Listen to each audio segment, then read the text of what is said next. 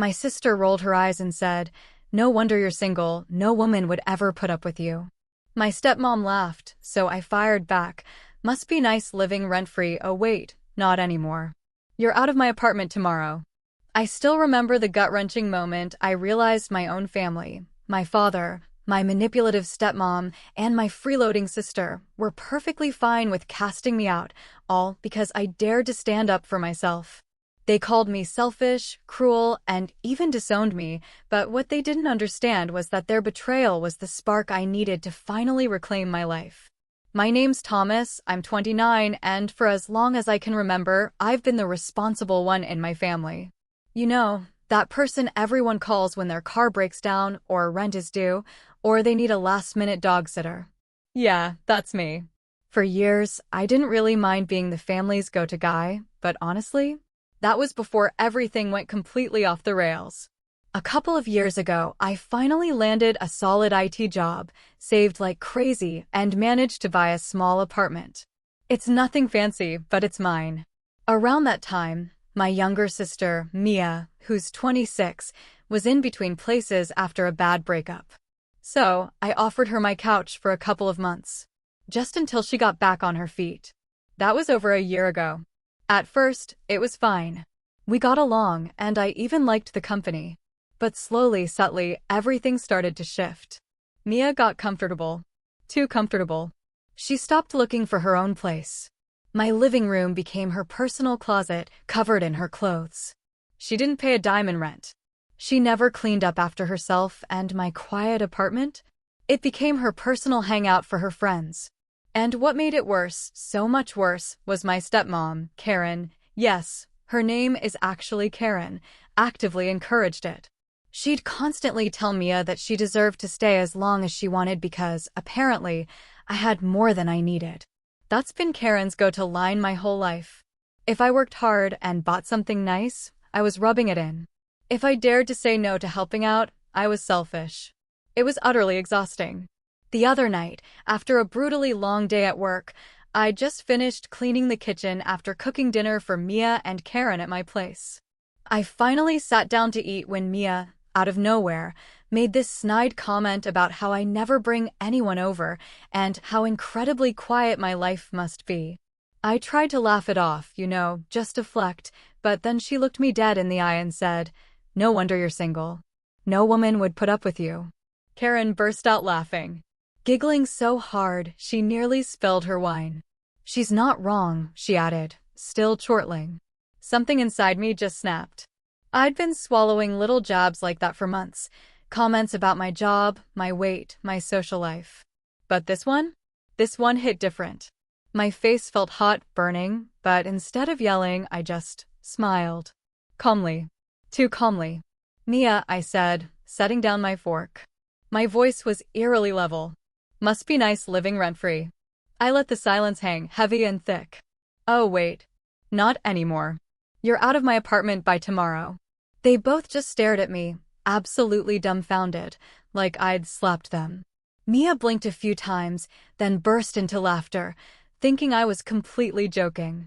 "Yeah, okay," she said, waving me off. Waving me off. "I'm serious," I said, my voice cutting through her laughter. "Pack your things. You've got until tomorrow." Karen's jaw dropped. Her whole demeanor shifted from amused to pure outrage in a heartbeat. "Thomas, don't be ridiculous," she practically shrieked. "She's family. You can't just throw her out." "Watch me," I replied, standing up and calmly clearing my plate. The air was thick with unspoken fury after that. Karen muttered something about me being cruel and ungrateful, but I didn't respond. I just went in my room, shut the door, and sat on my bed in silence for what felt like an eternity, my heart absolutely pounding. I honestly couldn't tell if I was proud of myself or utterly terrified of what was coming next. And sure enough, the next morning, my phone blew up. A barrage of texts from Mia. Half of them were furious, the other half guilt-tripping me about being homeless. Karen called nonstop, leaving voicemails about how I was tearing the family apart, kicking a young woman out onto the street. But here's the thing. I wasn't backing down this time. Something about that dinner, about that final insult, made me realize I'd been letting them walk all over me for years. I didn't know what tomorrow held, but for the first time in a long, long time, I felt like I was actually standing up for myself. And if they thought I was bluffing, they were about to find out exactly how serious I was. The next morning started with a frantic banging on my bedroom door. I groaned, rolling over to check the time. 7:12 a.m. Way too early for this nonsense. Thomas. Mia's voice was sharp, almost theatrical. We need to talk about last night. I dragged myself out of bed, opened the door, and there she was, arms crossed, wearing my hoodie, another thing she'd borrowed and never returned. Her hair was a mess, but her expression? Pure fury. You're really going to kick me out, she demanded, stepping into my room uninvited. Yes, I said flatly, still half asleep. We already talked about this. Talk, she scoffed, a sneer twisting her lips. You just announced it like some dictator. You can't just decide something like that without giving me time to figure things out. You've had over a year to figure things out, I retorted, rubbing my temples. This isn't a shock. You knew this wasn't permanent. She rolled her eyes so hard I thought they might get stuck. Oh, don't act like you're some saint. You practically begged me to move in because you were lonely. And now what? You're kicking me out because I made one little joke? Grow up. It was like a switch flipped inside me. Mia, I said, my voice dangerously low. It wasn't one joke. It's every little comment, every dig, every time you leave your dirty dishes in the sink and expect me to clean up. You treat my place like a free Airbnb and me like your personal butler. She let out a humorless laugh. Wow, you really do love to play the martyr, don't you? Poor Thomas, stuck with his horrible little sister who eats his food and sits on his couch. Cry me a river. Before I could reply, my phone buzzed on the nightstand. It was Karen, calling for the 5th time that morning. I ignored it, but Mia snatched up the phone and read the text out loud with a triumphant smirk. See? Even Mom agrees you're overreacting. Call her ASAP. She's not my mom, I snapped, perhaps more harshly than I intended. Mia froze for a moment. Then her face twisted into a cruel, almost delighted little smile. There it is, she said softly. You've always hated her, haven't you? You think you're better than all of us, because you have a job and a little apartment. I felt the heat rising in my chest again, but I forced myself to stay calm. I don't think I'm better than anyone. I just want to live like an adult without being treated like an ATM or a doormat. Mia's smile vanished. She clutched my hoodie tighter around herself and stormed out of my room, slamming the door so hard it rattled the frame. The rest of the morning was a tense standoff. She stayed in the living room, blasting music from her phone while I got ready for work. When I came out to grab breakfast, she had spread her makeup and clothes all over the couch, like some kind of territorial animal marking its space. I stepped around it silently, grabbed my coffee, and left. At work, I couldn't focus. Every time I glanced at my phone, there was another missed call or text from Karen. By lunchtime, there were over a dozen messages, some scolding, some pleading, all designed to make me feel guilty. Your sister is crying. Do you really want her out on the street? This is cruel, Thomas. I raised you better than this. That last one made me laugh bitterly. Karen didn't raise me. She married my dad when I was already a teenager. And to this day, she treats me like some stubborn stepson she has to fix. When I got home that evening, I was braced for a fight. And sure enough, Mia and Karen were sitting together on the couch, waiting for me. Oh, good. You're finally home, Karen said, her voice dripping with the fake sweetness of a parent whose child had missed curfew. What are you doing here? I asked, setting my bag down slowly. We're having a family meeting, she declared. No, I replied simply. We're not. Mia shot me a furious glare, but Karen pressed on. Thomas, I think you're being rash. Throwing Mia out on such short notice is completely unreasonable. You need to give her more time. She's had time, I countered. I told her she had until tomorrow. That's generous considering she's been living here rent-free for a year. Generous. Karen's voice was sharp now. Do you even hear yourself? She's your sister. Family helps family. Family doesn't get to insult me in my own home, I shot back, my voice rising. Family doesn't get to laugh when I'm humiliated. Mia groaned dramatically. Oh my God, you're still mad about one little comment? You're so sensitive. Sensitive. I repeated, incredulous. You called me unlovable. And you? I turned to Karen. You laughed like it was the funniest thing you'd ever heard. Karen folded her arms. Well, maybe if you lightened up once in a while, people wouldn't say things like that. That was it. I felt my hands shake as I pointed to the door. Both of you out. Now. Excuse me, Karen said, her face pale with shock. You heard me. You don't live here, Karen. And you. I looked at Mia. You still have time to pack. But if you're going to sit here and disrespect me, you can leave right now. For a second, neither of them moved. Then Karen stood up, muttering about how she was going to tell my father about this. Mia sat frozen on the couch, staring at me with wide eyes like she couldn't believe I was serious. When they finally left, slamming the door behind them, the apartment was silent. For the first time in months, I could actually hear myself think. But I knew this wasn't over. Within an hour, my dad called. He almost never calls me, so I knew what this was about. Thomas, he said, sighing heavily. What's going on? Karen says you're kicking your sister out with no warning. Dad, I've given her more than enough time, I said, my voice steady. She's been living here for over a year, rent-free. She doesn't clean. She doesn't contribute. And now she thinks she can insult me in my own home. He was quiet for a moment. She's had a rough time, you know, the breakup, her job situation. And I've supported her through all of it, I interrupted. But there has to be a line. This is my home. I won't be disrespected here. He sighed again, sounding weary. I just don't want this to turn into a big family fight. It already is, I said, my resolve hardening. But I'm not backing down. After we hung up, I sat there in the quiet, my stomach in knots. I knew tomorrow was going to be worse. I could already imagine Mia refusing to pack, Karen showing up to mediate, maybe even my dad taking their side. But underneath the anxiety, there was something else. A small, growing sense of defiance. For the first time in years, I felt like I wasn't just letting them walk all over me. And tomorrow, they'd find out just how serious I was. By the next morning, I was ready for a fight. I had barely slept, my mind running through every possible scenario.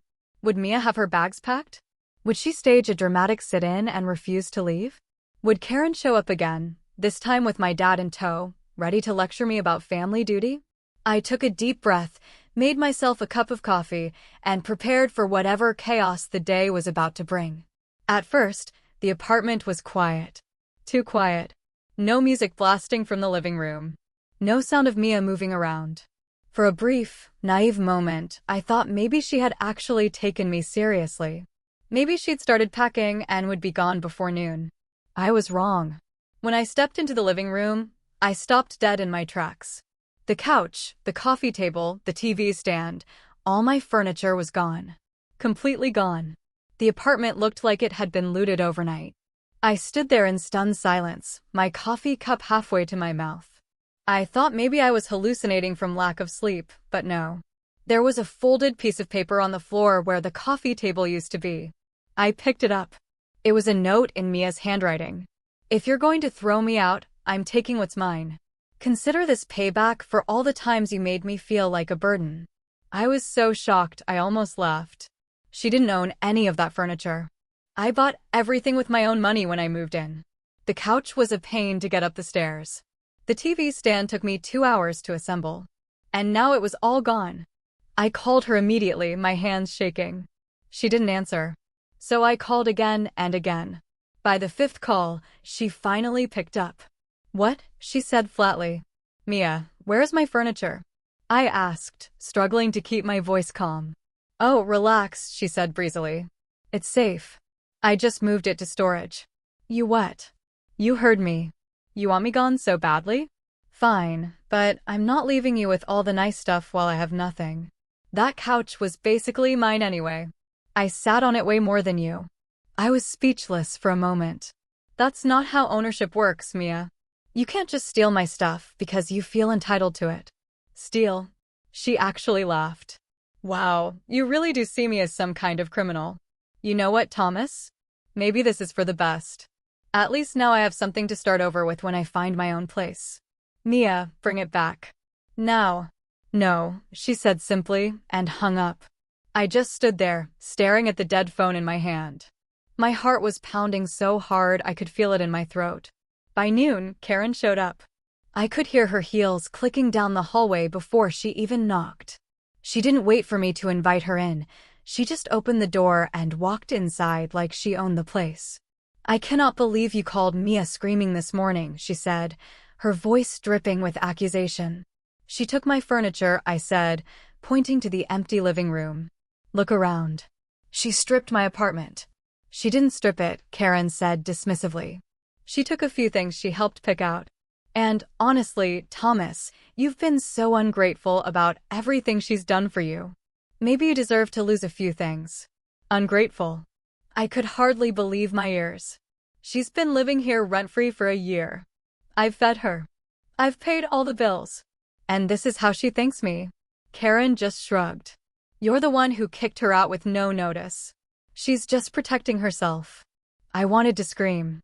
Instead, I said, "If she doesn't return my stuff, I'll report it stolen." Karen's eyes widened. "You wouldn't dare." "Watch me." That's when she went for the low blow. "If you do this, Thomas, don't bother coming to family dinners. Don't bother calling your father. You'll have chosen your furniture over your family." The words hit me like a punch to the gut. It was exactly the kind of emotional manipulation Karen was best at, make me feel like the bad guy for setting boundaries. But then she did something that turned my anger into something deeper, something colder. She pulled out her phone, scrolled for a moment, and then turned the screen toward me. It was a screenshot of a group text between her, Mia, my dad, and a couple of my other relatives. I skimmed the messages and felt my stomach drop. Mia had told everyone that I kicked her out with no warning, that I screamed at her until she feared for her safety, and that she had to take some things just to have somewhere to sleep that night. And the worst part? My dad's reply was right there, clear as day. "If Thomas wants to act like this, maybe he doesn't deserve to be part of this family." I just stood there, staring at the screen until my vision blurred. My dad, my own dad, had sided with them. He thought I was some kind of monster for finally standing up for myself. Karen must have seen the look on my face because she smiled. Not kindly, not sympathetically. Smugly. "See," she said, her voice a low purr. "This is what happens when you turn your back on family. You end up alone." I don't remember telling her to leave, but I must have, because a few minutes later, I was sitting on the floor of my empty living room, listening to the echo of the door slamming shut behind her. For the first time in a long time, I felt completely hollow. Not just angry, but utterly, utterly betrayed. I had always believed that deep down, even if we fought, my family would have my back. But now I was starting to realize they'd been using me as a safety net, a convenient provider, someone to blame when things went wrong. And now I was the villain in their story. As I sat there staring at the space where my couch used to be, something inside me hardened. If they wanted me to be the bad guy, fine. Maybe it was time I stopped trying to win their approval and started protecting myself. But first, I had to figure out how far they were willing to go. That night was the quietest night my apartment had ever seen. I sat there on the floor for hours, staring at the blank spot on the wall where my TV used to be. It felt like the silence itself was mocking me. Every creak of the building, every sound of a neighbor's footsteps, every faint hum of traffic outside felt louder than usual, like the world was reminding me just how empty my place had become. I didn't eat dinner. I barely drank water. I just sat there, replaying every conversation over the last 48 hours. Mia's smug little laugh. Karen's righteous tone. My dad's message. Maybe he doesn't deserve to be part of this family. Those words were burned into my brain. Around midnight, I got up, grabbed a blanket from my bedroom, and laid it out on the living room floor. It was pathetic, but I refused to sleep in my own bed. The bed was too comfortable, too safe, and I didn't feel safe anymore. I felt like a stranger in my own life. Sleep didn't come easily. When it finally did, it was restless and short. I woke up at 5 a.m., exhausted but wired, like my brain had been running a marathon all night. I made coffee and sat by the window, watching the sun rise over the city. Usually, mornings calm me down. Not this one. When I checked my phone, I almost wished I hadn't. 23 unread messages. 3 missed calls from my dad. 2 voice notes from Karen. A group chat notification. I wasn't even part of that one. Someone must have screenshotted it and sent it to me. It was a thread of my relatives discussing me like I was some out-of-control child. Aunt Lisa, Thomas is always so uptight. Maybe this is a cry for help. Uncle Ray, he's probably just lonely. Poor guy hasn't had a girlfriend in years. Mia, I didn't want to say anything, but he's been really mean lately. He even yelled at me for using his shampoo once. I think he has anger issues. Karen, exactly. I think we should just let him cool off for a while. If he's going to act like this, he needs to sit with the consequences. I set the phone down and just stared at it. Anger wasn't even the right word anymore. This was something deeper. A dull, heavy ache that sat in my chest and made me feel like I couldn't breathe. Later that morning, I went to work, but my mind wasn't there. I must have read the same email 5 times without processing it. My boss even asked if I was okay. I lied and said I was just tired, but the truth was I felt like I'd been hollowed out. By lunchtime, I couldn't take it anymore.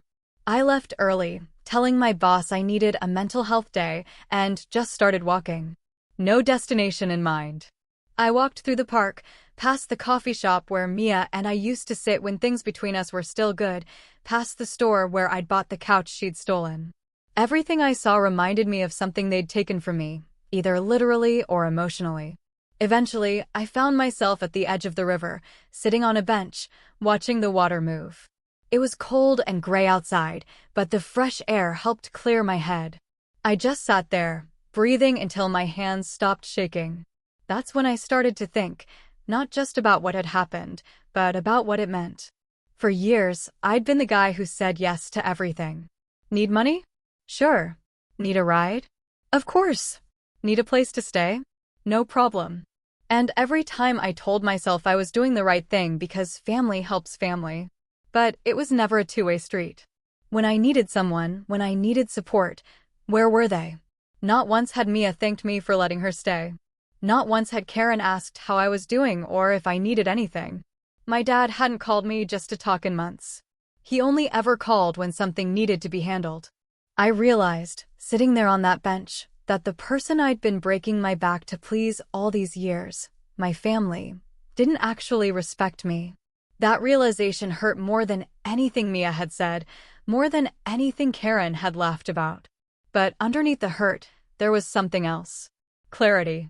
If they didn't respect me when I was bending over backward to keep the peace, then maybe peace wasn't worth keeping.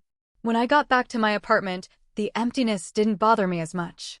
I grabbed a notebook and a pen and started writing. Not a letter, not a rant, just a list. At the top, I wrote, boundaries. Underneath, I wrote down everything I was no longer willing to tolerate. No more living rent-free. No more guilt trips about money. No more insults disguised as jokes. No more family ambushes at my apartment. No more one-sided favors. I stared at the list for a long time. It felt strange, almost rebellious to see it written out, like I was finally admitting to myself that I had a right to be treated better. That night, I ate dinner alone on the floor again. But it didn't feel as sad as the night before. It felt intentional, like this was step 1 in taking my space back. Of course, the universe wasn't about to let me have one quiet night. Around 9 p.m., Mia texted me a photo. It was a picture of her and a couple of her friends sitting on my couch, drinking wine, laughing. The caption read, "Don't worry, your stuff is safe." Winky face. I stared at the screen for a long time, then set the phone down and didn't reply. For the first time, I didn't feel the urge to fire back or explain myself. Instead, I sat there and kept writing. Not just boundaries this time, but ideas. Ideas about how to hold her accountable. Ideas about how to make it clear to everyone, Mia, Karen, my dad, the entire family, that I was done being their doormat. I didn't know exactly what the plan would look like yet, but I knew one thing. The next time they tried to laugh at my expense, they wouldn't be laughing for long. The next morning, I woke up before my alarm, feeling strangely clear-headed. For the first time in days, my chest didn't feel as heavy. The anger was still there, simmering under the surface, but now it felt focused, like a fire I could control instead of one that was burning me alive. I started small. I cleaned the apartment room by room, not just a surface clean. I went through drawers, closets, shelves. I tossed out old junk, donated clothes I didn't wear anymore, organized everything I owned until the place looked less like a war zone and more like a fresh start. It was therapeutic in a way I hadn't expected. Every time I dropped something into the trash, I felt lighter, like I was shedding the weight of everything Mia and Karen had been dumping on me for the past year. Then I took another step. I went to a furniture store after work and bought myself a new couch. Nothing fancy, but nicer than the old one. And this time, I picked out exactly what I wanted, without anyone's opinion influencing me. It was scheduled for delivery that weekend. While I was at it, I bought a cheap TV stand online and upgraded my TV to a slightly bigger one. I didn't even flinch at the price. It wasn't about the stuff, really. It was about reclaiming my space, making this apartment mine again. But it wasn't just the apartment I was taking back. At work, I threw myself into a project I'd been putting off for weeks. It was a complicated systems upgrade that no one wanted to touch, but I volunteered. I worked late every night, not because I had to, but because I wanted to. The distraction helped, and the satisfaction of seeing real progress reminded me that I was capable of doing hard things, of being in control of my own life. My boss noticed. "You've been on fire this week," he said one evening as I was heading out. "If you keep this up, there might be a promotion in it for you." That word, promotion, stuck with me all the way home. For so long, I had been so focused on putting out family fires that I'd been neglecting my own growth. But now I had a reason to push forward. On the personal side, I started making time for myself again. I went to the gym for the first time in months. The first workout was brutal. I could barely lift my arms the next day, but I kept going back. The physical pain was almost cathartic, like I was burning out the poison of the last year. I also reached out to a few friends I hadn't seen in a while. For months, I'd been canceling plans, too drained from dealing with Mia's drama to socialize. But when I met up with them for dinner, I realized how much I'd missed just laughing, talking about normal things, being around people who didn't see me as a walking wallet or a free place to crush. One night, I told one of my closest friends what had been happening. "You let her live with you for a year? Rent-free?" he asked, eyes wide. "Yeah," I admitted. "Dude, you're a saint. Good for you for finally standing up for yourself." Hearing someone say that out loud, "Good for you," hit harder than I expected. I'd been so wrapped up in my family's version of events that I'd started to question whether I really was the bad guy. But no, I wasn't wrong for drawing a line. The next day, I took a bigger step. I went to the building management office and had Mia's name removed from the guest access list. I also asked them to change the building's door code and to deny entry to anyone I hadn't personally approved. If she wanted to come back for round 2, she'd have to get past me first. The delivery day for the new furniture arrived, and I spent the entire afternoon setting it up. When I was done, I stood in the middle of the living room and just looked around. The space felt new, different. It wasn't haunted by their voices anymore. That night, I cooked myself an actual dinner, put on a movie, and sat on my brand new couch with a glass of wine. For the first time in what felt like forever, I actually enjoyed being home. But I wasn't done yet. That weekend, I went through all of my financial accounts, checking, savings, everything, and changed every password. I closed a joint account my dad had convinced me to open years ago for emergencies that somehow always seemed to end with me paying for someone else's problem. I rerouted my paychecks to a new bank entirely. Then I made an appointment with a lawyer. It wasn't about suing Mia. Not yet anyway, but I wanted to know my options. I explained everything: the year she'd lived rent-free, the stolen furniture, the emotional harassment. The lawyer nodded along, taking notes. "You have a strong case if you want to pursue this," she said finally. "At minimum, we can send a formal demand for the return of your property. If she refuses, we could file a small claim suit." Just hearing that was enough to make me sit up straighter. I didn't file anything that day, but I left with a sense of power I hadn't felt in months. The following week, I got an email from HR at work. My manager had officially recommended me for a promotion. It wasn't guaranteed yet, but it was enough to light a fire under me. I started preparing, making sure I could back up every reason I deserved it.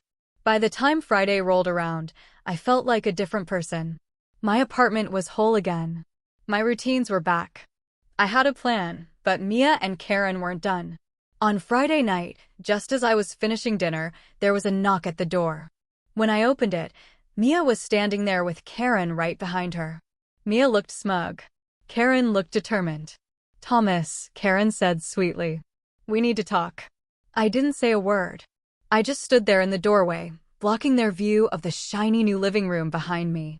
Mia raised an eyebrow, clearly trying to peek inside. "Nice couch," she said with a smirk.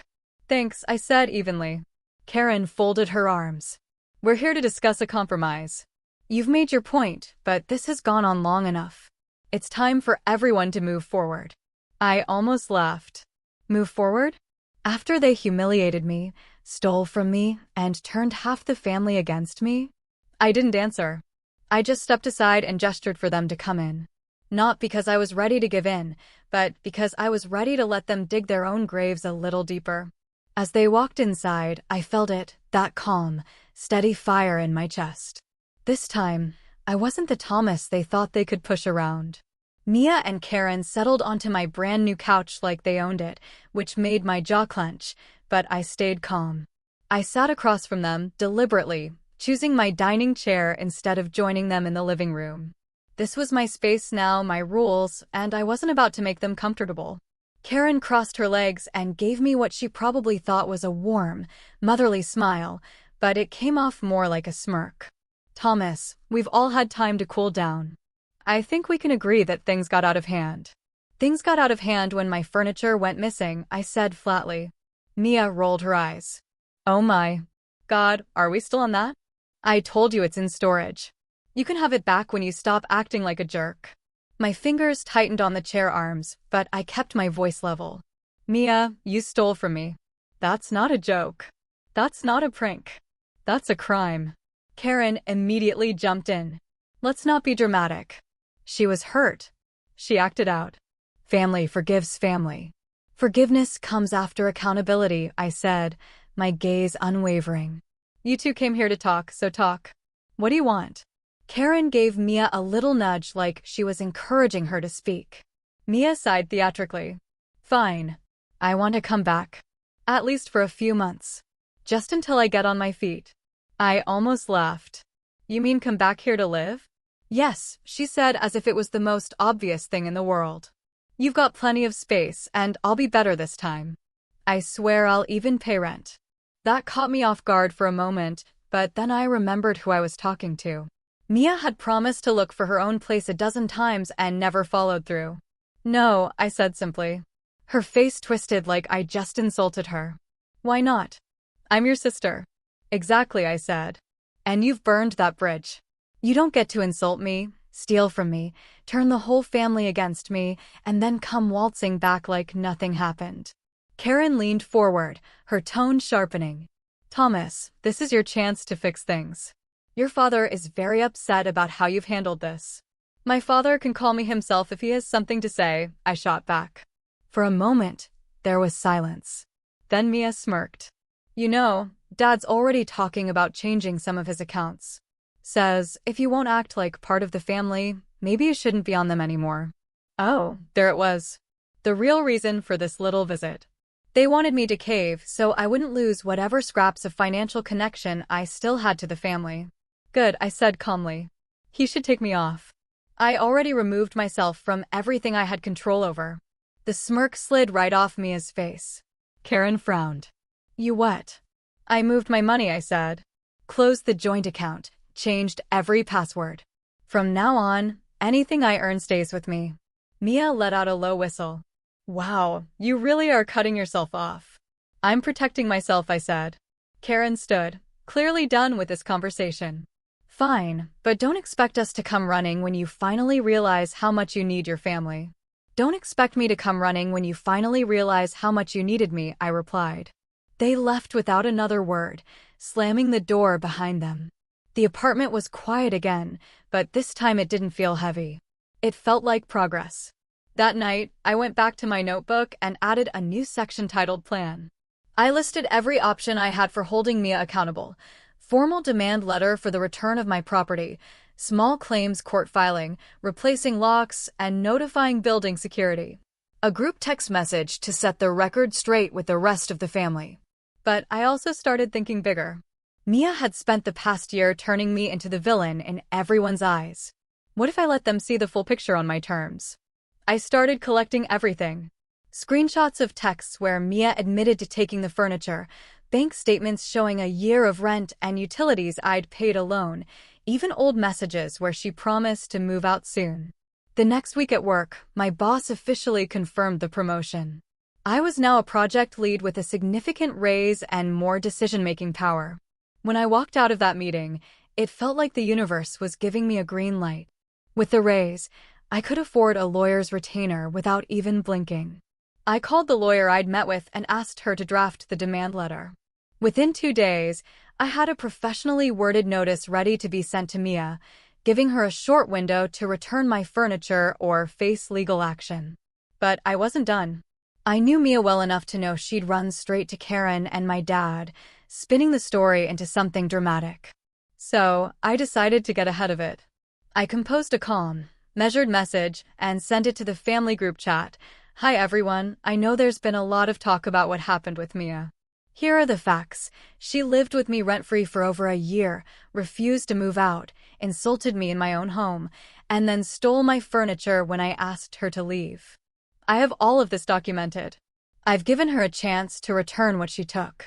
And if she doesn't, I will be pursuing this legally.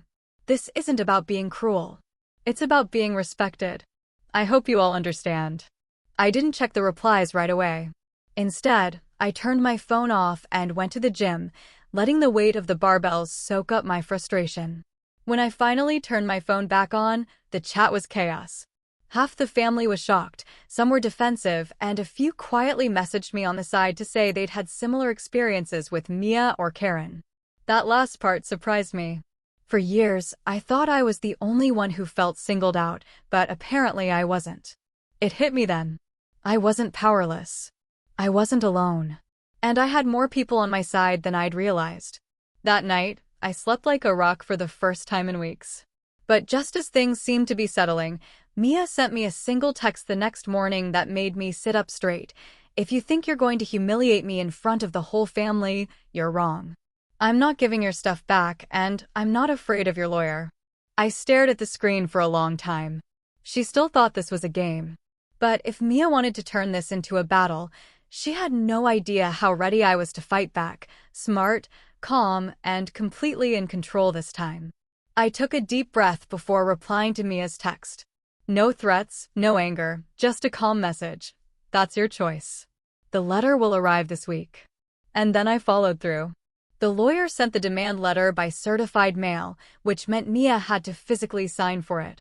I knew the moment she did because she immediately blew up my phone. Are you serious? You got a lawyer involved over a couch? You're disgusting. You're really going to drag your own sister to court. I didn't reply. Instead, I forwarded every single message to my lawyer. She told me to save everything. Harassment texts would only strengthen my case. Within 48 hours, Karen was at my door again, looking less smug and more panicked this time. Thomas, she started, not even bothering to step inside. This is ridiculous. You're escalating this for no reason. Just drop it. Mia will bring your things back when she's ready. She has until Friday, I said, my voice calm and even. After that, we file. Karen's mouth opened and closed a few times like she wanted to argue, but then she realized I wasn't bluffing. She left in a huff, muttering about what this was doing to the family. But Friday came, and still nothing. No couch, no table, not even an apology. So I filed. It wasn't dramatic. No big courtroom scene, no shouting match, just a quiet, methodical process. I submitted the claim with all my documentation, including screenshots of Mia admitting she took the furniture, the receipts showing what I paid, and a calculation of the cost to replace everything. When Mia was served with the court papers, the meltdown that followed was almost cinematic. She sent a voice message this time, her voice shaking with rage. You've ruined everything. Everyone thinks I'm some kind of thief now. Dad is furious with you. He says you've taken this too far. I listened to it twice, then archived it without replying. The next step was something I'd been planning for weeks. I decided to have a very public, very calm conversation with my dad. I invited him to lunch somewhere neutral and quiet. When he arrived, I could see the tension on his face. "Thomas," he said as soon as he sat down, "this lawsuit is tearing the family apart. Karen is beside herself. Mia has been crying." I held up a hand. "Dad, I need you to listen to me before we go any further." And then I laid it all out, calmly, clearly, without a single raised voice. I showed him the screenshots of Mia's texts, the bank statements proving I'd been supporting her, the demand letter that Mia ignored. By the end of it, my dad wasn't angry anymore. He just looked tired. "I didn't know it was this bad," he admitted quietly. "Mia told us you kicked her out with no notice." "She lied," I said simply. "And you believed her without even asking for my side." He nodded slowly, shame flickering across his face. "You're right. I should have called you first." For the first time, I felt like he saw me. Really saw me. Not as the difficult son who needed to keep the peace, but as someone who had been carrying more than a share for far too long. "I'm not dropping the case, Dad," I said. "This isn't just about a couch. This is about boundaries. If I let this go, they'll never stop." He didn't argue. He just sighed and said, "Do what you need to do." That night, I sent one final message to the family group chat. For those who are still confused, this is no longer a discussion. It's in the court's hands. I've spent years helping, covering, and cleaning up for people who never once respected me in return. That ends now. If that makes me the bad guy in your story, so be it. And then I muted the chat. 2 weeks later, we had the court date. It was a small claims hearing, just a cramped room with a judge at a desk, but I treated it like the most important meeting of my life. Mia showed up late, looking frazzled, with Karen whispering furiously in her ear. I showed up in a pressed shirt and tie, my folder of evidence neatly organized. The judge asked me to speak first, and I laid out everything: the agreement to let Mia stay temporarily, her refusal to move out, the insults, the theft, the ignored demand letter. Then Mia spoke. She tried to spin it. Said the furniture was practically hers because she used it so much. Said I was being vindictive. But every time she made a claim, I calmly produced a receipt, a screenshot, a time-stamped message that contradicted her. By the end, the judge looked almost exasperated with her. "Ms. Mia's last name," he said finally. "You don't have a legal claim to this property. You are ordered to return all of it within 7 days or reimburse your brother for its full value." Mia's face went pale. Karen put a hand on her arm, whispering something that sounded like, "We'll figure it out." But I could see the defeat in Mia's eyes. Walking out of that courtroom was one of the most satisfying moments of my life. But I wasn't done yet. I followed up with the building management, officially banning Mia from the premises. I also gave them a copy of the court order so there'd be no question about who owned what. When Mia finally returned the furniture, grudgingly, piece by piece, I donated most of it to charity. Not because I needed to, but because I wanted the last word. The couch that had been the centerpiece of all this drama? I didn't even sit on it once. I took a photo of it being loaded into the donation truck and sent it to Mia with a simple message: "Thanks for returning it. I don't need it anymore." Her reply came 5 minutes later: "You're so petty." I smiled. Petty or not, I'd won. And more importantly, I'd done it without screaming, without stooping to their level. I'd stayed calm, collected, and let the truth and the law do the work for me. But I still had one final card to play. A few days later, I organized a small dinner, just my dad, Aunt Lisa, and Uncle Ray, the relatives who had quietly supported me through this whole mess. I cooked, we ate, and for the first time in months, it felt like a real family gathering. When the meal was over, I raised a glass. "To new beginnings," I said. My dad smiled and nodded. To new beginnings. Mia and Karen weren't invited, and I didn't feel guilty about it for a second. The fallout was immediate and loud, but for the first time, it didn't shake me. The day after the court order was fulfilled and my furniture was gone, most of it on its way to the charity center, Mia went on a full social media tirade. She posted a string of angry stories about how I had humiliated her, ruined her reputation, and chosen money over family. I didn't respond. I didn't even watch them, but other people did. Friends of hers and some of mine messaged me privately asking if what she was saying was true. I sent them the same thing, a single photo of the court order with the judge's ruling highlighted. No commentary, no rant. Within days, Mia's tone on social media shifted from angry to defensive. She deleted half her posts, started writing vague captions about fake family members and toxic people. But it was too late. The narrative had flipped. People weren't seeing her as the victim anymore.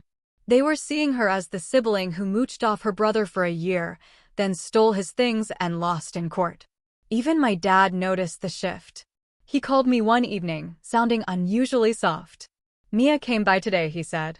She's not happy. Says people are avoiding her." "That's not my problem," I said calmly. There was a pause on the line. Then he sighed. "I know. And I have to say, I'm proud of you, son. You stood your ground. You handled this better than I probably would have." That meant more to me than I wanted to admit. For months, I'd felt like I was on the outside looking in, like my own father didn't trust me. Now, there was a note of respect in his voice I hadn't heard in years. "Thanks, Dad," I said quietly. Over the next few weeks, the rest of the family dynamic began to shift. Aunt Lisa invited me over for Sunday dinner. Uncle Ray texted me asking if I wanted to go golfing. Even my cousins, who had stayed quiet through most of this, started reaching out. It was like a fog had lifted. People weren't afraid to talk to me anymore. Maybe because they'd finally seen that I wasn't just the difficult brother who said no sometimes. I was someone who stood up for himself and refused to be taken advantage of. Meanwhile, Mia moved in with a couple of friends across town. I heard from a cousin that she was paying actual rent for the first time in years, and she was miserable about it. "She keeps complaining about how expensive it is to live on your own," my cousin said with a little laugh. "It's like she just discovered adulthood." I didn't gloat, at least not out loud, but deep down it felt like poetic justice. Karen stayed quiet for a while after the court date, but eventually she sent me a message. "Thomas, I don't agree with how you handled things, but I can see you're serious about your boundaries. I hope one day we can all sit down and move forward." It wasn't an apology. Not really, but it was the closest I was ever going to get from her. I replied with a simple, "We can move forward when everyone respects my space." Weeks turned into months, and little by little, the tension died down. My apartment felt like home again. The new furniture, the lack of constant drama, it was peaceful. One night, I sat on my new couch with the lights low, a glass of wine in hand, and looked around. For the first time, the place didn't feel like a battleground. It felt like mine, fully, completely mine. The final nail in the coffin came when I hosted my own family gathering. Not everyone came, but the people who mattered did. My dad, Aunt Lisa, Uncle Ray, a couple of cousins. We cooked together, ate together, laughed together. At one point, my dad pulled me aside. "This was good," he said quietly. "It feels different without all the tension." "Yeah," I said, smiling faintly. "It does." After everyone left and I was cleaning up, I noticed something on the table. My dad had left a small envelope with my name on it. Inside was a handwritten note. "Thomas, I've updated my accounts and my will. You're listed as executor now. I trust you to handle things fairly when the time comes. I know we haven't always seen eye to eye, but I see now that you've grown into someone who knows how to do what's right, even when it's hard. I'm proud of you." I sat down at the table and read it twice. For the first time in months, I felt something I hadn't felt since this whole ordeal began. Peace. Mia and Karen hadn't shown up to the dinner. And for once, I didn't care. It wasn't about excluding them anymore. It was about choosing the people who respected me enough to be here. As I tossed the last wine glass into the dishwasher and turned off the lights, I stood for a moment in the middle of my apartment. No shouting, no passive-aggressive comments, no guilt trips, just silence. And for the first time, that silence didn't feel empty. It felt like freedom. I smiled to myself, grabbed my glass of wine, and sat back down on the couch. My couch. With a deep breath. "This," I said out loud to no one in particular, "is exactly how it should be." And for the first time in a long time, I meant it. If you enjoyed this story, don't forget to hit that like button, subscribe for more crazy Reddit tales, and ring the bell so you never miss the next one. And hey, share your thoughts in the comments. I'd love to know what you would have done in this situation.